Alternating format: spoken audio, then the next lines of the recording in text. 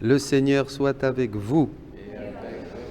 Lecture de l'Évangile de Jésus-Christ selon saint Marc.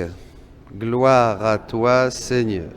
En ce temps-là, appelant de nouveau la foule, Jésus lui disait : Écoutez-moi tous et comprenez bien, rien de ce qui est extérieur à l'homme et qui entre en lui ne peut le rendre impur. Mais ce qui sort de l'homme, voilà ce qui rend l'homme impur. Quand il eut quitté la foule pour rentrer à la maison, ses disciples l'interrogeaient sur cette parabole. Alors il leur dit : Êtes-vous donc sans intelligence, vous aussi ? Ne comprenez-vous pas que tout ce qui entre dans l'homme en venant du dehors ne peut pas le rendre impur, parce que cela n'entre pas dans son cœur, mais dans son ventre pour être éliminé. C'est ainsi que Jésus déclarait purs tous les aliments. Il leur disait encore : Ce qui sort de l'homme, c'est cela qui le rend impur, car c'est du dedans, du cœur de l'homme, que sortent les pensées perverses, inconduite, vol, meurtre, adultère, cupidité, méchanceté, fraude, débauche, envie, diffamation, orgueil et démesure. Tout ce mal vient du dedans et rend l'homme impur. Acclamons la parole de Dieu. Louange à toi, Seigneur Jésus.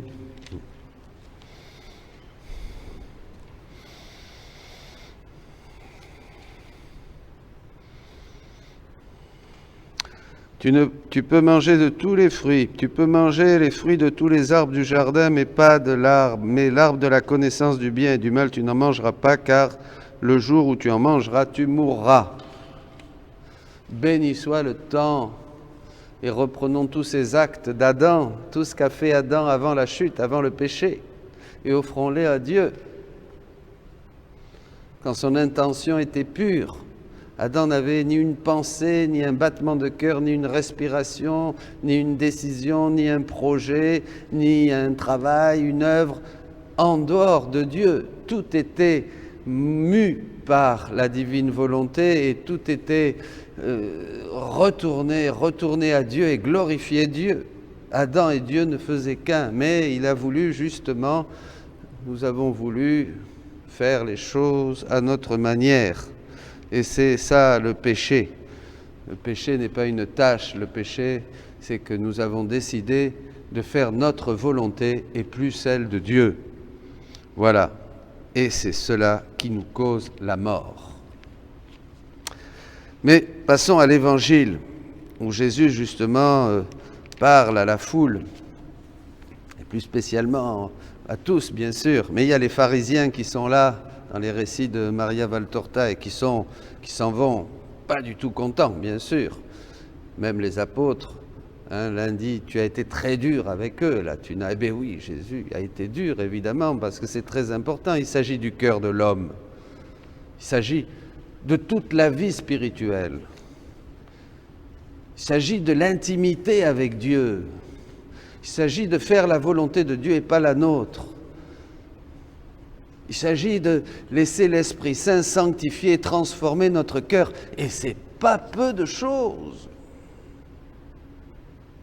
C'est le gros travail de toute une vie.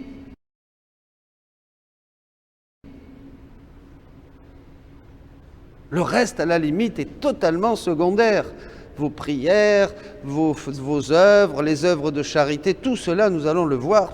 Si le cœur n'est pas là où il doit être en Dieu, ça ne sert à rien.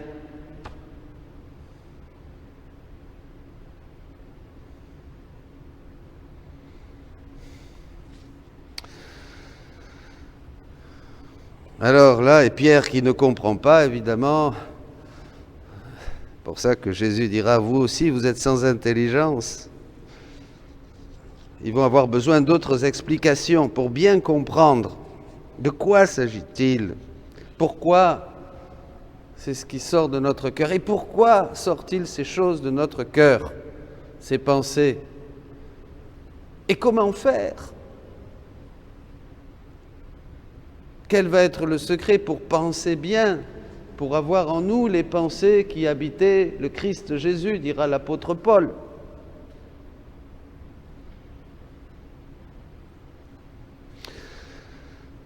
Alors ce qui est beau, c'est que dans le livre du ciel, Jésus explique l'Évangile.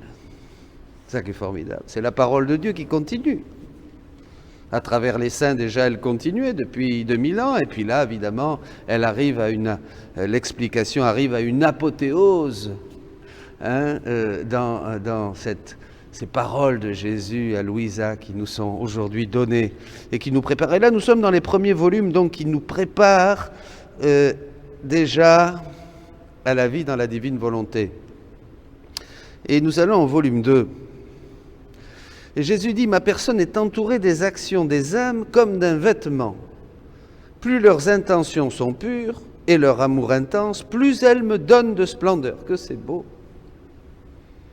Vous comprenez? Chaque fois qu'on pense bien, on met un beau vêtement sur Jésus. Chaque fois qu'on a une pensée belle, pure, hop, on met un beau manteau, un beau bonnet, des belles chaussures, un beau vêtement à Jésus. C'est formidable ça. On peut habiller Jésus toute la journée, les enfants. Vous comprenez ça, les petits qui sont là? Vous voulez pas habiller Jésus? Oui? Bon. Avec notre cœur, on habille Jésus. Et on lui donne une splendeur toujours plus grande. De mon côté, je leur donne plus de gloire, à tel point qu'au jour du jugement, je les ferai connaître au monde entier, afin qu'on sache combien elles m'ont honoré et combien je les honore.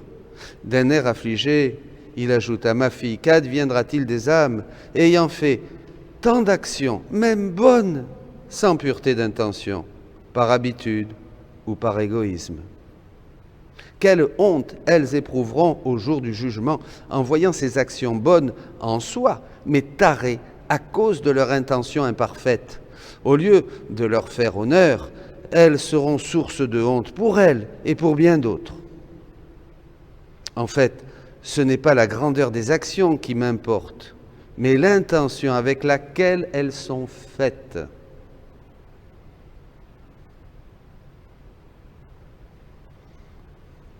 Jésus est demeuré silencieux quelque temps, pendant que je réfléchissais aux paroles qu'il m'avait dites sur la pureté d'intention, et aussi sur le fait qu'en faisant le bien, les créatures doivent mourir à elles-mêmes et ne faire qu'un avec le Seigneur, ne faire qu'un avec Jésus. C'est là où on va passer à un enseignement un peu plus profond. Écoutons bien, parce que c'est mettre l'Évangile en pratique, comme dira le chapitre 1 de Saint Jacques. Ça ne sert à rien de connaître l'Évangile si on ne le met pas en pratique. Donc il faut le mettre en pratique. Et pratiquer l'Évangile, ça coûte, bien sûr. Il en est bien ainsi. Mon cœur est infiniment grand, mais la porte pour y entrer est étroite. Vous vous rappelez, la porte étroite. Personne ne peut venir combler son vide, le vide du cœur de Jésus, qui est immense, qui ne demande qu'à être comblé, sauf les âmes dépouillées et simples. Puisque sa porte est étroite, la moindre petite entrave, l'ombre d'un attachement, une intention qui n'est pas droite, une action qui n'a pas pour but de me plaire, les empêche de venir s'y délecter. Je répète, la moindre petite entrave, l'ombre d'un attachement, une intention qui n'est pas droite, une action qui n'a pas pour but de me plaire, les empêche de venir s'y délecter. On ne goûte pas, on ne peut pas goûter la douceur, la force, l'amour, le feu qui habite le cœur de Jésus. Vous voyez, tout ça, ça nous bloque. Alors évidemment, la vie spirituelle devient morne, on devient tiédasse, on traîne la savate pour la prière, parce qu'il nous manque ce feu intérieur qui ne vient que du sacrifice, parce que le feu le feu de l'amour ne s'alimente que de sacrifice, comme le feu dans la cheminée ne s'alimente que de bûches, disait sainte Thérèse d'Avila. L'amour ne s'alimente que de sacrifice, disait la petite Thérèse aussi.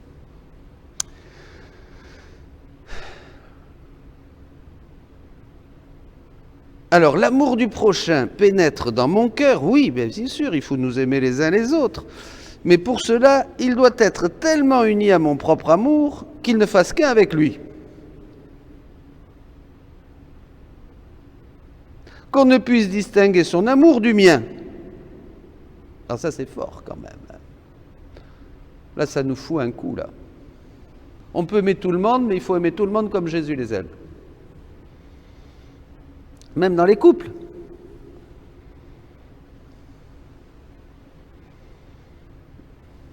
Voyez ? Faut qu'il y ait d'abord cet amour. Parce qu'en fait, il n'y a qu'un amour avec un grand A qui est l'amour de Dieu. Tout ce que nous considérons comme l'amour n'est pas de l'amour. Pas nous qui avons inventé l'amour, c'est Dieu qui a inventé l'amour. Tout ce qui existe ici-bas n'est qu'un reflet de ce que Dieu est, a créé ou donne.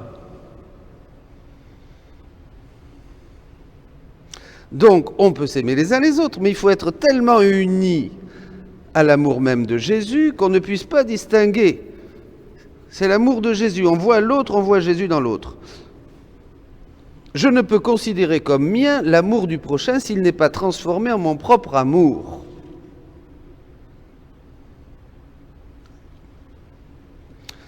Ça, c'est au volume 2 du 7 mai 1899. Alors, plus loin, au 11 mai 1903, volume 5. La paix met les passions dans l'ordre. On est toujours dans la pureté d'intention. La pureté d'intention sanctifie tout.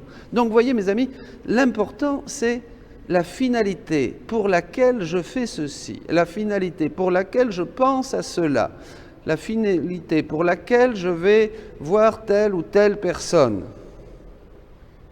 Cette finalité doit toujours être dans le but de plaire à Jésus.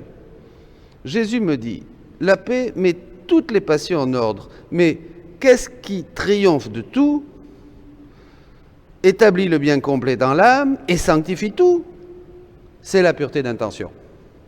La pureté d'intention, c'est-à-dire ce qui sort de notre cœur, c'est la racine de tout, c'est le pourquoi, c'est ma motivation, c'est ce qui sort, ce qui jaillit, c'est la source même de tout ce que je peux penser, faire ou dire. La pureté d'intention. C'est là, on va à la source. Voilà, on est tranquille. Après, vous pouvez faire ce que vous voulez. Vous pouvez prier, vous pouvez danser, vous pouvez chanter, vous pouvez aller voir les autres, vous pouvez faire la charité, vous pouvez faire la cuisine, vous pouvez faire tout ce que vous voulez, tout ce que vous voulez, tout ce que vous voulez. Mais la source, elle est ouverte, elle est là. L'intention, c'est plaire à Jésus. C'est la pureté d'intention, c'est-à-dire accomplir avec l'unique intention de plaire à Dieu. Voilà, c'est tout ce qu'il y a à retenir. La pureté d'intention règle et corrige les vertus elles-mêmes, y compris l'obéissance. Quand on obéit les uns aux autres. Dans la vie religieuse, on obéit aux responsables, les enfants obéissent à leurs parents, etc. Pourquoi ? Et ils obéissent pour faire plaisir à Jésus. Si Adam avait obéi dans le jardin, on a lu cette lecture du livre de la Genèse, pour plaire à Dieu son Créateur, eh bien, on n'en serait pas tous là. Voyez, on n'aurait pas de masque, on n'aurait pas de virus non plus. Bon. Elle est comme un maestro qui dirige la musique spirituelle de l'âme. La pureté d'intention, c'est le maître, c'est le chef d'orchestre de tout. Oh, alléluia, alléluia. Que c'est beau. Et maintenant, on va terminer sur le encore plus beau, enfin, tout est beau, au volume 4, 8 octobre 1901. Ce matin, j'avais beaucoup de mal à attendre mon adorable Jésus. Pendant que je l'attendais, je faisais tout ce que je pouvais pour unir toutes mes actions à l'intérieur de notre Seigneur. Je répète, Louise a essayé d'unir toutes ses actions à l'intérieur du Seigneur Jésus.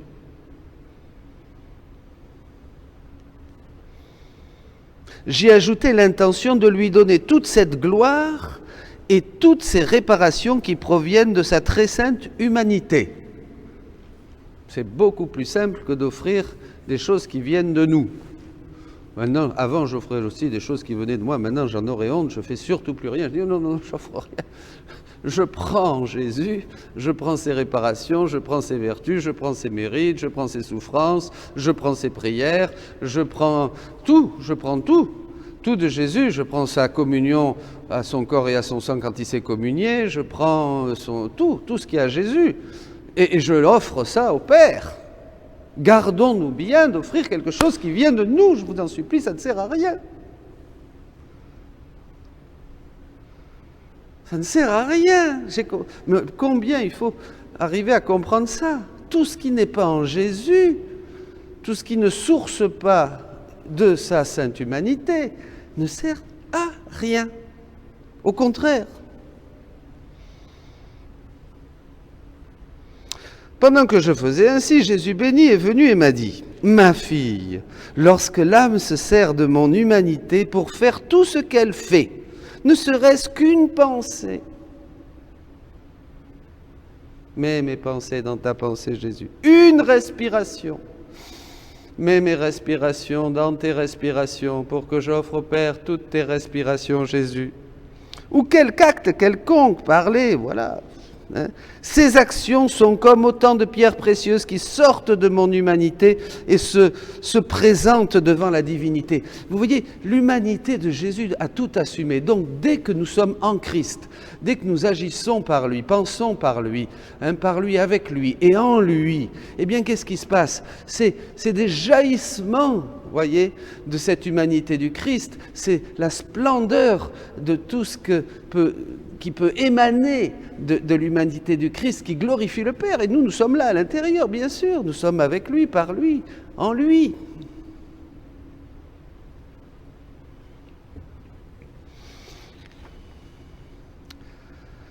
Et puisqu'elles sont produites par le moyen de mon humanité, répétez dans votre cœur, je vais produire par le moyen de son humanité, par le moyen, par lui, par lui. Ces actions ont le même effet que les œuvres que j'accomplissais quand j'étais sur la terre. Alors ça, c'est extraordinaire. D'ailleurs, Louisa va douter. Elle va douter, là. Bon, moi aussi, j'aurais douté. Hein. Louisa, c'est nous. Ah, Seigneur, j'éprouve un certain doute face à ce que tu dis. Pas mal, quand même. Hein. Comment se peut-il qu'une simple intention dans mes actions, même dans les plus petites choses, ces actions produisent de si grands effets. Vous imaginez si on ne faisait que produire des petites actions, des petites pensées, des petites choses en Jésus, comme ça, qu'est-ce que ça serait? Si on s'habitue à ça, si on vivait ça tout le temps, qu'est-ce qui se passerait? Réfléchissez. Ça serait le ciel. Parce que nous serions introduits et nous pourrions vivre dans la pensée de Dieu. Puisque le ciel, c'est spirituel pour nous sur terre, c'est dans la foi. Donc si on ne vivait que ça, si on ne pensait que de cette manière, en Jésus, etc., eh bien, alors évidemment, le monde vous dirait, il est fou, c'est un illuminé, il est space, il est tombé sur la tête, tout ce que vous voulez. Vous ne pourriez rien leur dire, sinon, moi, je suis déjà au ciel. C'est pas beau, ça? Vous diriez à tout le monde, mais moi je suis déjà au ciel, mes amis. Vous comprenez? C'est vous qui êtes humains, c'est vous qui pensez à tout un tas de choses comme ça, voilà. Vous voyez, en fait, c'est ça les rondes, on devrait prier continuellement. Et dans la mesure où on multiplie nos actes dans la divine volonté, bien sûr, aussi petit soit-il, avec cette attention, eh bien, nous nous élevons, et Jésus dit dans un autre endroit, nous élevons vers le ciel descend sur nous, descend dans notre âme, bien sûr. Et nous le diffusons, ce ciel, partout. Vous comprenez? On diffuse le ciel partout. Alors, ceux qui sont bien disposés le reçoivent, dira le Seigneur, et ceux qui sont mal disposés, ils sont influencés quand même. Et un jour ou l'autre, il y en a un qui se convertit, et puis c'est des milliers qui se convertissent. Bon, alors elle doute. Lorsqu'on examine bien la chose, ces actions sont vraiment des choses de rien, dit Louisa, vides, ces petites actions comme ça. Comment ça peut se faire? Elle se pose la question. Pourtant, il semble que la seule intention d'unir une action à la tienne, uniquement dans le but de te plaire, remplit cette action, laquelle tu élèves d'une manière suprême en la faisant paraître comme une chose très grande. Ah, après, sa pensée évolue là. Et Jésus reprend. Ah, ma fille, l'action de la créature est vide, même si c'est une grande action. Ça c'est fort, là. Hein. Vous savez, tous ceux qui disent « Ah, J'ai beaucoup fait pour le Seigneur. Vous savez, on loue les gens. Oh là là, il a fait vraiment. Ah, qu'est-ce qu'il a travaillé pour le Seigneur. On a ces choses-là. Il a fait ceci, il a fait cela. Oh là là, oui, alors quel homme de Dieu, quelle femme de Dieu, mais c'est extraordinaire. Oh, il a construit une église et là, il a fait ceci. Alors lui, lui, il va direct au paradis. Pas du tout, mais pas du tout, pas du tout. Mon Dieu, mon Dieu, mon Dieu, comment on peut se tromper? Seigneur, garde-moi de cette erreur. Je n'ai rien fait pour toi. Aujourd'hui, je vais commencer à faire quelque chose pour toi. Aujourd'hui, tout ce que j'ai fait, pensez à ça tous les jours. Tout ce que j'ai fait avant, c'est un 0 pointé. Aujourd'hui, je vais commencer à faire quelque chose pour toi. Comme ça, on est sûr de ne pas se tromper. Vous comprenez? Oubliez tout. Oubliez le chemin parcouru, dira l'apôtre. Et tendez, courez, tendu vers l'avant. Ça, c'est bon. Alors, on va donc commencer. C'est l'union, dit Jésus, à la mienne. Voyez? Dans le simple but de me plaire qui remplit l'action. Et puisqu'une action faite par moi, ne serait-ce qu'une respiration, dépasse d'une façon infinie toutes les actions des créatures mises ensemble. C'est fou ça. Je fais une respiration en Jésus, ça vaut plus que toutes les actions qu'a fait mon copain là, qui a beaucoup donné pour l'Église et qui vient de faire repeindre l'Église et puis qui est un pilier de l'Église, et ou celle-ci qui travaille beaucoup, qui est toujours... voilà. Une petite respiration, c'est tout. Déjà, le disait Saint Jean de la Croix, le plus petit acte de pur amour a plus de valeur pour toute l'Église que toutes les œuvres réunies, disait le Saint Docteur. Le plus petit acte de pur amour a plus de valeur pour toute l'Église du ciel et de la terre que toutes les œuvres réunies. C'est bon ça, hein? C'est un enseignement très important, mes amis. Je prends le temps, parce que là, vous avez les bases de la vie spirituelle. Les bases de la vie spirituelle. S'il n'y a pas ça, il n'y a rien. Même pas vos messes. Rien.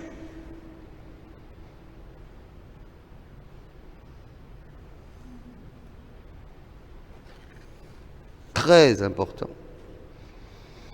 Une respiration dépasse d'une façon infinie toutes les actions des créatures mises ensemble. Voilà la raison qui rend cette action si grande. Mais qu'est-ce qui rend grande l'action? Qu'est-ce qui rend grande l'action? Que ce soit une action du Christ, bien sûr. Mais évidemment, il n'y a qu'une chose qui peut rendre une action grande et qui peut être honorée, qui peut entrer dans le ciel, dans la substance même de la divinité, parce qu'elle est divine. C'est une action donc du Christ. Donc si c'est une action du Christ, elle est faite avec l'intention, les intentions qu'avait Jésus.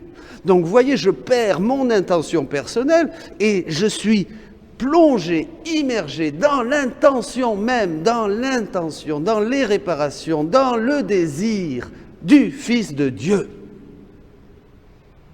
Et alors là, évidemment, ça va tout droit au paradis. D'ailleurs, ne sais-tu pas que celui qui se sert de mon humanité pour opérer ses actions se nourrit des fruits de ma propre humanité et s'alimente de ma propre nourriture? Je répète, ne sais-tu pas que celui qui se sert de mon humanité, il faut se servir de l'humanité de Jésus. C'est le moyen, il n'y a qu'un moyen, il n'y a qu'un chemin, c'est Jésus. Il faut tout faire par lui, avec lui, en lui, qui se sert de ma propre humanité et s'alimente. Pour opérer ses actions, il se nourrit des fruits de ma propre humanité. Donc tous les fruits de l'humanité de Jésus deviennent notre nourriture. C'est extraordinaire. Tout ce qu'a fait Jésus, tout ce qu'a dit Jésus, tout ce qu'a pensé Jésus, tout ce qu'est Jésus, son corps, son sang, ses plaies, ses mérites, son sang, tout ça nous alimente. Tout ce qu'a fait Jésus devient un aliment substantiel qui... C'est merveilleux, mes amis, mais nous n'allons pas nous priver de ça. Il faut jeûner du reste et s'alimente de ma propre nourriture. Ne sais-tu pas également que c'est la bonne intention qui fait l'homme saint, un saint, et la mauvaise intention qui fait de lui un méchant. Saint ou méchant. Les hommes font souvent les mêmes actions, mais par ces actions, l'un se sanctifie et l'autre se pervertit. Je me souviens, le père Marie-Eugène prenait un exemple dans un cloître, il y a deux moniales qui balayent ensemble. L'une balaye mieux que l'autre, plus perfectionnée, tac, tac, tac, tac, tac, tac. Il y en a comme ça, vous voyez. Écoute pas. Et l'autre, un peu plus, vous voyez, pas trop douée pour le balai. Elle balaye, mais elle ne va pas dans les croix. Mais elle le fait pour plaire à Jésus. Tandis que l'autre le fait pour plaire à la mère supérieure, et pour que la mère supérieure, quand elle va passer après avec le prêtre, avec l'évêque qui vient visiter le couvent, dise « Oh là là, que c'est propre, que c'est bien ». Et puis elle va être là, c'est moi, c'est moi, c'est moi. Vous voyez, c'est moi. Eh bien, c'est foutu. Tandis que l'autre est sûr qu'elle a vraiment fait plaisir à Jésus. Et elle balaye pas si bien.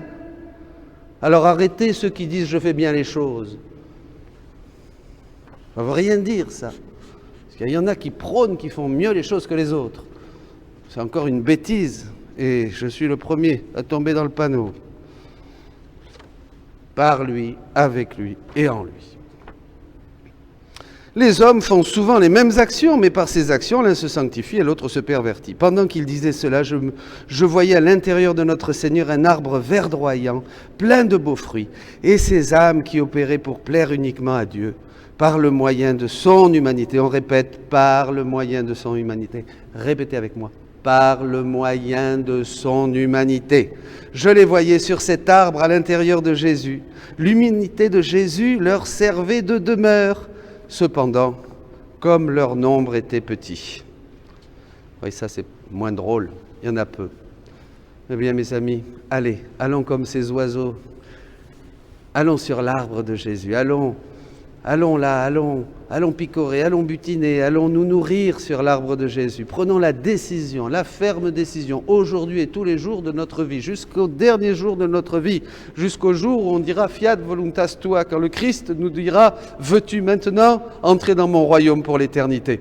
Eh bien, mettons notre intention vraiment dans l'intention du Seigneur, dans le cœur du Seigneur, et décidons de faire tous nos actes, toutes nos pensées, toutes nos respirations. Demandons au Seigneur d'y revenir, que ça soit un martyr, peu importe, de tout faire par lui, avec lui et en lui. Amen. Soyez bénis.